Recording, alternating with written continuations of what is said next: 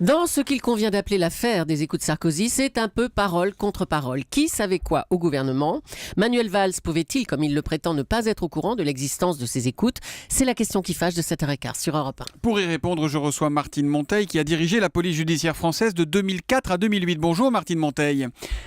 Bonjour Thomas Soto. Quand vous étiez la DCPJ, la patronne de la police judiciaire en France, que vous aviez connaissance d'un dossier aussi sensible, est-ce qu'il était possible, Martine Monteil, que le ministre de l'Intérieur n'en soit pas immédiatement informé ? Assez peu. C'est assez peu crédible. De toute façon, c'était le directeur général de la police nationale qui décidait. Car moi, sur l'ensemble, sur la masse des affaires que nous avions à traiter, il y avait évidemment un tout petit volant d'affaires, un faible pourcentage qui concernait évidemment le terrorisme. Ça pouvait être des affaires qui pouvaient générer un trouble à l'ordre public, par exemple une grosse intervention policière dans une banlieue sensible. Ça pouvait être également une belle affaire de criminalité organisée, grosse prise de drogue, belle affaire de grand banditisme, etc. Et puis il y avait ce encore plus petit pourcentage d'affaires qu'on qualifiera peut-être de politico-financières, Oui. et là, qui pouvait mettre en cause un député, enfin un élu, un avocat, pas forcément un ténor Et là, d'ailleurs. tous les clignotants Un s'allument, avocat. j'imagine, dans ces cas-là. Tous les warnings clignotent, là, dans ces cas-là. Absolument. Ce sont des affaires sensibles, et là, je considère que nous devions informer notre hiérarchie. La hiérarchie, c'est qui ? C'est notre directeur général de la police nationale. Donc c'est comme Alors, ça que ça informer, remontait. Ça passe par le directeur général ça de la police remontait. nationale. Et lui, derrière, évidemment, il le transmet à l'échelon du dessus et ça arrive au ministre. Il transmet ou pas, c'était sa décision personnelle.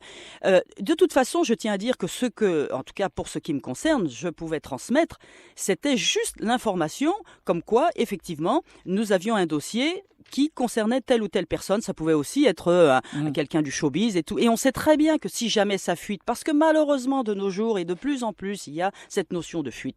Et moi, je ne pouvais pas imaginer que mon directeur général, voire un ministre, apprenne par la presse ou par une autre voie qu'il y avait dans nos murs, ou en tout cas dans nos enquêtes, une personnalité qui pouvait être mise en cause. Donc ça, c'était le fonctionnement avec les ministres de l'Intérieur avec lesquels vous avez travaillé, Nicolas Sarkozy, Dominique de Villepin, Michel Alliot-Marie. Quand vous entendez... Je vous précise... Oui. C'était pour tout. Moi, je fais pas de politique, je vous parle en technicienne. D'accord. C'était valable de gauche comme de droite. Alors la technicienne, quand elle entend Manuel Valls qui affirme qu'il a appris tout ça en lisant le journal le 7 mars, est-ce qu'elle trouve ça crédible ? Est-ce qu'elle y croit, la technicienne ? Moi, la technicienne, elle a été très étonnée. Maintenant, je ne me permettrai pas de porter du jugement sur ce qu'a dit le ministre de l'Intérieur ou d'autres personnes. Mais voilà. est-ce que c'est une Je faute... vous dis, ce Oui. qui se pratique, voilà, c'est tout. Donc, ce ça qui veut est dire que- normal un petit peu. Est-ce que c'est une faute professionnelle des services quand un ministre de l'Intérieur n'est pas au courant ? Est-ce que ça veut dire que les services sont mal tenus, que c'est presque inquiétant ? Si on reste dans la théorie. Bon, non, je n'irai pas jusque-là. La faute, attention, il faut faire très attention, c'est qu'il y a aussi ce qu'on appelle l'instruction. Nous avons cette double tutelle qui est à la fois administrative et judiciaire. Il ne faut pas oublier donc que nous sommes dans le cadre d'une procédure judiciaire.